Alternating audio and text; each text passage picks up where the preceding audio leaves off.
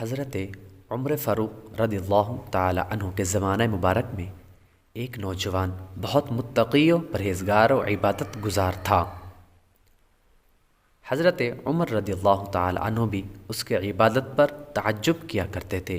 وہ نوجوان نماز عشاء مسجد میں ادا کرنے کے بعد اپنے بوڑھے باپ کی خدمت کرنے کے لیے جایا کرتا تھا۔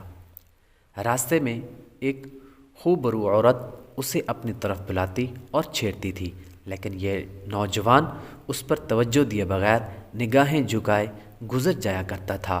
آخرکار ایک دن وہ نوجوان شیطان کے ورغلانے اور اس عورت کی دعوت پر برائی کے ارادے سے اس کی جانب بڑھا، لیکن جب دروازے پر پہنچا تو اسے اللہ تعالیٰ کا یہ فرمان عالی شان یاد آ گیا۔ ان الذين اتقوا اذا مسهم طائف من الشيطان تذكروا فاذا هم مبصرون۔ ترجمہ کنز الایمان۔ بے شک وہ جو ڈر والے ہیں جب انہیں کسی شیطانی خیال کی ٹھیس لگتی ہے ہوشیار ہو جاتے ہیں، اسی وقت ان کی آنکھیں کھل جاتی ہیں۔ اس آیت پاک کے یاد آتے ہی اس کے دل پر اللہ تعالیٰ کا خوف اس قدر غالب ہوا کہ وہ بے ہوش ہو کر زمین پر گر گیا۔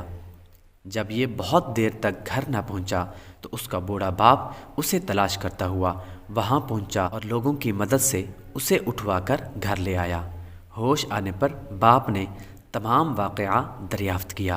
نوجوان نے پورا واقعہ بیان کر کے جب اس آیت کا ذکر کیا تو ایک مرتبہ پھر اس پر اللہ تعالیٰ کا شدید خوف غالب ہوا۔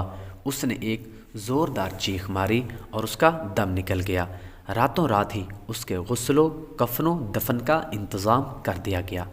صبح جب یہ واقعہ حضرت عمر رضی اللہ تعالی عنہ کی خدمت میں پیش کیا گیا تو آپ اس کے باپ کے پاس تعزیت کے لیے تشریف لے گئے۔ آپ نے اس سے فرمایا کہ ہمیں رات کو ہی اطلاع کیوں نہیں دی، ہم بھی جنازے میں شریک ہو جاتے۔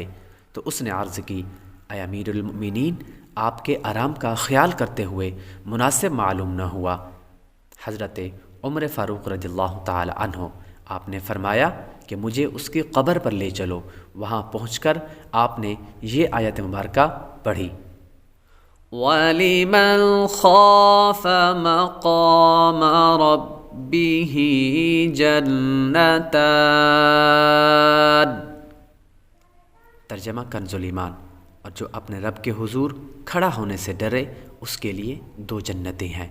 تو قبر میں سے اس نوجوان نے بلند آواز کے ساتھ پکار کر کہا کہ یا امیر المؤمنین، بے شک میرے رب نے مجھے 2 جنتیں عطا فرمائی ہیں۔